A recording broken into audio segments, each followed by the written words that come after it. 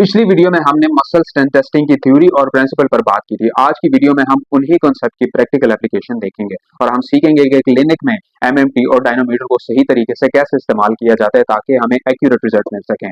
इस टेस्टिंग में जो मसल ग्रुप इन्वॉल्व होगा वो है नी एक्सटेंसर यानी क्वाड्रिसेप मसल जॉइंट, इसमें नी जॉइंट इन्वॉल्व होगा और ये टेस्टिंग ज्यादातर नी इंजरी जैसे एसीएल, रिहैब और ऑस्टियोआर्थराइटिस के पेशेंट के लिए बहुत जरूरी होती है। सबसे पहले हम देखते हैं एमएमटी को, जो कि हमारा स्टैंडर्ड क्लिनिकल टूल है। इसमें सबसे पहला काम क्या होता है? Patient preparation and positioning.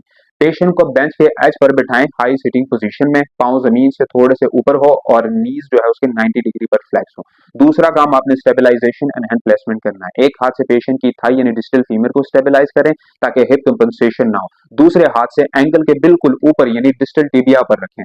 Patient को आपने क्या बताना है कि उन्होंने क्या करना है? आपने कहना है कि आपने अपना घुटना सीधा करना है और जब मैं नीचे पुश करूं तो आपने मुझे रोकना है। जब पेशेंट आपकी इंस्ट्रक्शन पर अमल करता है तो आपने ग्रेडिंग स्केल के हिसाब से उनकी इंटरप्रिटेशन और मेजरमेंट करनी है। अगर पेशेंट मेरी पूरी रेजिस्टेंस के खिलाफ मूव कर लेता है तो ये ग्रेड 5 जिसे नॉर्मल ग्रेड भी हम कहते हैं, और अगर पेशेंट सिर्फ ग्रेविटी के खिलाफ मूव कर लेता है लेकिन रेजिस्टेंस बर्दाश्त नहीं कर पाता तो ये ग्रेड 3 में आएगा जिसे हम फेयर ग्रेड भी कहते हैं। और अगर पेशेंट कोई भी मूवमेंट नहीं कर पाता, सिर्फ मसल में हल्की सी कॉन्ट्रैक्शन फील होती है, तो ये ग्रेड 1 में आएगा जिसे हम ट्रेस ग्रेड भी कहते हैं। अब बात करते हैं हैंडहेल्ड डायनोमीटर की, जो हमें ऑब्जेक्टिव डेटा देता है। इसमें भी सेम स्टेप्स है। पहला पेशेंट प्रिपरेशन एंड पोजीशन वही हाई सिटिंग रहेगी। याद रखें एक्यूरेसी के लिए पेशेंट के हाथ बेंच के साइड पर होना चाहिए ताकि वो स्टेबिलिटी बरकरार रख सके।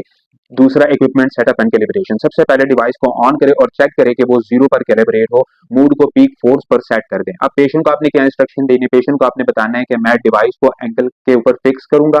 आपने 5 सेकंड तक अपनी पूरी ताकत से ऊपर पुश करना है। जब पेशेंट आपकी इंस्ट्रक्शन पर अमल करता है, इस दौरान आपने मेजरमेंट और इंटरप्रिटेशन करनी है। डिवाइस पर जो रीडिंग आई है मसलन 25.8 kg, उसे नोट करें। इस रीडिंग को हम पेशेंट के बॉडी वेट के मुताबिक या दूसरे हेल्दी लेग के साथ कंपेयर करके स्ट्रेंथ डेफिसिट निकाल सकते हैं। बेहतरीन रिजल्ट के लिए हमेशा दोनों साइड यानी लेफ्ट और राइट को कंपेयर करें। पेशेंट को वर्बल इंकरेजमेंट दे ताकि वो मैक्सिमम फोर्स लगाए और हैंड हेल्ड डायनोमीटर में हमेशा 3 ट्रायल्स लें और उनका एवरेज निकालें। उम्मीद है ये वीडियो आपके लिए फायदेमंद साबित होगी। मजीद क्लिनिकल टेस्ट के लिए हमें फॉलो करें।